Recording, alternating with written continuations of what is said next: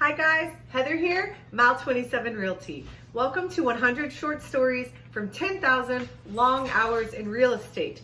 Today's vlog is on the truth of co-working spaces. So remember, this is just my experience. Hi Cypress, this is just my experience. You guys can't see him, huh? Come here, buddy. Come here. Oh, you're so cute. Okay, this is just my experience, and Cypress goes to co-working spaces. That is one huge plus about co-working spaces. However, here's what I've learned. And remember, take what you like and leave the rest. I'm sure if you work at a co-working space, your experience might totally be different. This is just what I've learned in my experience of building my company and bringing my team to this environment. So from about 2009 to October of 2014, I worked in a very traditional small business office complex in Allen, Texas. It was a pretty, conservative space, nothing too crazy. Everybody kind of had their schedules. These were like semi-established businesses for the most part. Of course, I saw turnover, people come and go, but there was always a lease term in place of a minimum of 6 months. And there were plenty of people that stayed there just as long as I did. So when we were kind of looking to shake things up a little bit, kind of change it up, that's when the co-working space came about. And we thought, hey, that's what we wanted to do. We had probably some similar ideologies as maybe what you have watching this video. In our opinion, we thought it was like an entrepreneurial think tank. If anybody's seen the show Silicon Valley, I think that's kind of what you think. And in reality, the co-working space we went to, it ended up not really being like that. Here's what I learned. So, first of all, I guess I'll talk about the cons, and then I'll talk about the pros. So the cons are, you get sucked into other people's agendas pretty easily. There's a lot of entrepreneurs that go there to start their businesses. Maybe they start with just a concept, or they're in their very early stages. So they're trying to figure it out. They want to do whiteboard sessions together, or collaborate, or get advice, or talk about different books you've read, or other entrepreneurial stories that they've had and you've had, and what you've learned together. And I've noticed a lot of time gets sucked like that. I've noticed I've got sucked into those kind of like other people agenda vortexes a lot. I'm sure this happens in every working environment possible. It's like the water cooler talking station kind of deal. But I learned kind of early on, like I didn't want to be a part of that. I was focused. I wanted to build my company. That was my agenda. So I brought my headphones a lot, and I very clearly put them on. And a lot of times people just walk up to you because it's a very open work environment. There's not like walls. It's like you share tables and, break rooms, and people are just kind of working in different couch areas or whatever. So it's a very open work environment. You don't have a lot of privacy. People will like tap you on the shoulder when you're obviously like in the zone working on something. So I noticed that a lot. And honestly, I did it a few times, so I'm guilty of it too. But open environments breed people to want to collaborate. It's just kind of like easier barrier to entry. But it's very hard if you don't have focus, or you don't know what you're doing in your own business, to not get sucked into other people's whiteboard sessions or brainstorming sessions or book club discussions or whatever. So I felt like that was a big issue.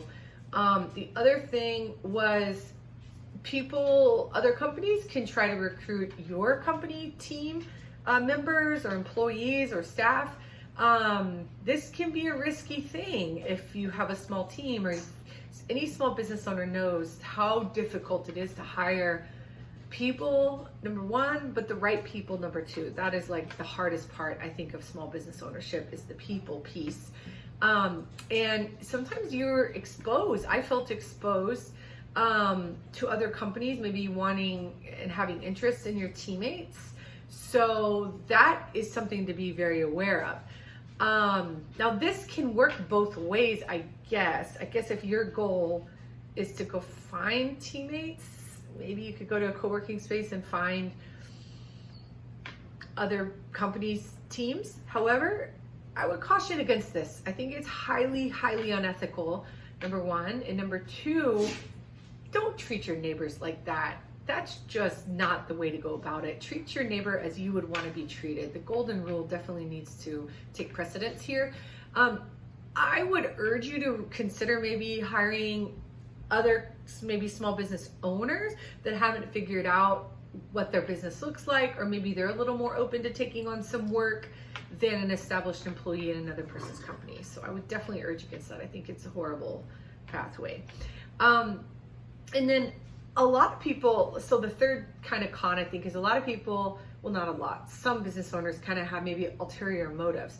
And if you're a newer entrepreneur, or if you're a little less savvy, or if you've got a kinder heart like yours truly, or you're just have a help kind of giver's gain mindset, that you can kind of get sucked into this ulterior motive thing, where maybe some of the companies want you to be an investor in their business, and you kind of don't realize it for a while, and then before you know it, you've wasted a lot of time. Or maybe you actually invest, which is a very, very, very, very, very, very, very, very, very risky play. So if you ever invest in a small business, it's very risky. I just want to be very clear on that. And we're not usually talking a few $100s here, so be aware of that, okay? And maybe people are looking to maybe sell you their other business, like their products or their business or their services. And sometimes, again, you can get kind of caught up in that if you want to help people, like, help them, but it doesn't really serve you. So again, just know your own goals and your own intentions, and if you really have a need for their service, hire it, but you can help them in other ways besides giving them money. I had to learn that the hard way in a lot of parts of my career. So that's my advice to you on that. And the pros are, of course, a lot of times you can take your dog. So if you are a dog person, Cypress gets to go with me all the time, and he loves it. And everyone, well, not everyone, a lot of people give him treats, and that's really awesome. So that's cool. And then it's a really, like, the leases are very flexible, so you can do like a month-to-month lease, a very short-term lease. There's typically very rarely long-term leases. A lot of times it's very short-term in most of the co-working spaces. Another pro is a lot of the co-working spaces have multiple locations across the city, the state, the country. So you can go to those different spaces like WeWork or Regis. They've kind of have this co-working concept now in some of their lobbies of their buildings. So that's something that's kind of cool. And the leaders of the co-working spaces, sometimes they're called like directors or executive directors or whatever, but you'll know they're the lead very clearly. A lot of times their job is to help you be better. So sometimes they'll host forums or events or workshops or seminars, or bring in Shark Tank experiences or things like that. And I think that is helpful also. So definitely learn what they can offer and take advantage of that as well. And then I think lastly, furniture. So typically when you move in and out of an office as a small business owner, you have to move desks and chairs and decor, but in co-working spaces, they typically have all that covered in most cases. So you just can start with a laptop and go in and be set up, and you can work in a lot of the different open areas. And it's very affordable. They usually have different plans for how you want to co-work. So if you just want like the lowest level entry, a lot of times that's anywhere from $75 to $200 a month in a lot of cases. And that's just maybe for you to get a few day passes a month, or for you to have like just open access during the normal business hours and not a key access card. Or you can usually like rent a desk space where you have a dedicated area that you can go to every time and maybe keep some things out, like some files or whatever you want to keep at your desk.